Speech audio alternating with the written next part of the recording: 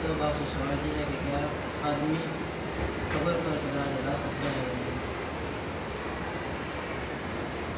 जी वालेकुम सलाम। तो सवाल ये पूछ रहे हैं कि क्या हम कब्र पर अगरबत्ती लगा सकते हैं या नहीं। इस हवाले से याद रखें कि कब्र पर अगरबत्ती लगाना ये जायज़ नहीं है और यानी आग वाली चीज़ है। कब्र के करीब आग भी नहीं जलानी चाहिए और इस तरह अगरबत्ती भी नहीं लगानी चाहिए। उसका तरीका ये अगर लगानी भी है तो साइड पर लगा, कब्र के ऊपर नहीं लगा सकते। इस तरह कुछ लोग होते हैं गाँव देहातों में जब कोई बंदा फौत होता है तो उसकी कब्र के पास 40 दिन तक धुआं जलाते हैं, ये भी नहीं जला सकते, ये भी आग है, रिस्क नहीं है। बाकी अगरबत्ती जो है अगर जलानी है कब्र के इर्द गिर्द, कब्र के ऊपर नहीं जला सकते, इसकी इजाज़त